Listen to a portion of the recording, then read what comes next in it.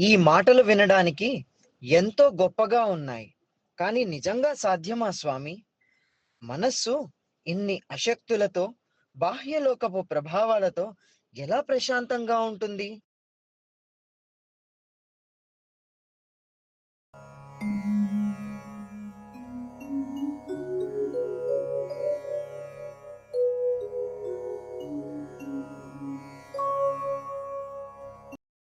అనిల్, అనిల్, స్వామి, స్వామి, ఏంటి బంగారు పిలిచావు? నా మనస్సంతా కన్ఫ్యూజన్లో ఉంది స్వామి. కంగారు పడకు బంగారు, నీకు నేను ఉన్నాను. నీకే కాదు, హృదయంలో ప్రేమ నింపుకున్న ప్రతి ఒక్కరికి నేను ఉన్నాను. స్వామి, మంచి ఆలోచించాలని అనుకుంటాను, కానీ ఆలోచించలేకపోతున్నాను. ప్రేమగా మాట్లాడాలని అనుకుంటాను, మాట్లాడలేకపోతున్నాను. ప్రేమగా సేవ చేయాలనుకుంటాను, కానీ చేయలేకపోతున్నాను. కారణం ఏంటి స్వామి? బంగారు, నువ్వు సినిమాలు చూస్తావా? చూస్తాను స్వామి. నెలకి ఎన్ని చూస్తావు? స్వామి, అది చెప్పు బంగారు, పర్వాలేదు. ప్రతి ఆదివారం వెళ్తాను స్వామి. అంటే నెలకి 4-5 ఇంచుమించు చూస్తాను స్వామి. మరి సేవకి ఎన్నిసార్లు వెళ్తావు?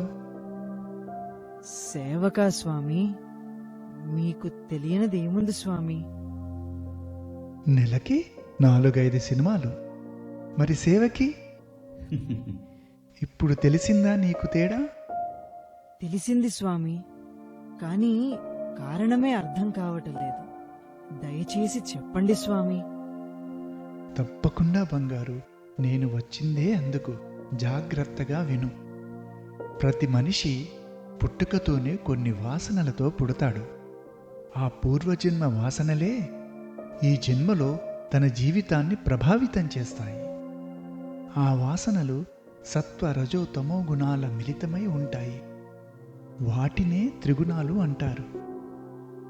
అర్థం కాలేదు స్వామి. ఉదాహరణకి, నీ మనస్సు సినిమా మీద చూపించిన ఇష్టం సేవ మీద చూపించడం లేదు.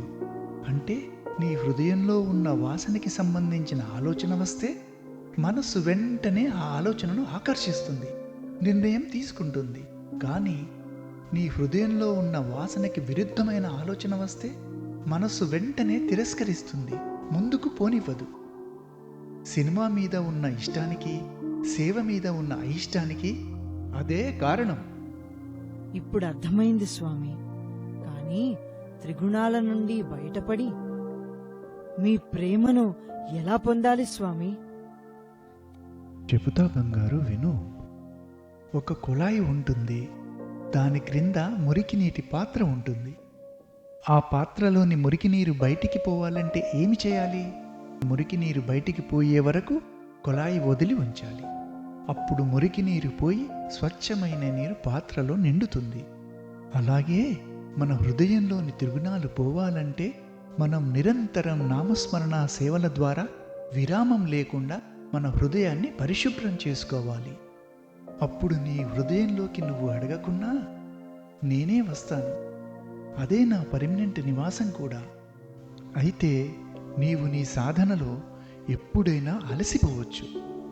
అప్పుడు నీవు నన్ను హృదయపూర్వకంగా ప్రార్థిస్తే నీ ఇంట వెంట జంట ఉండి నిన్ను కాపాడి నీకు సాధన చేసే శక్తిని ఇస్తాను.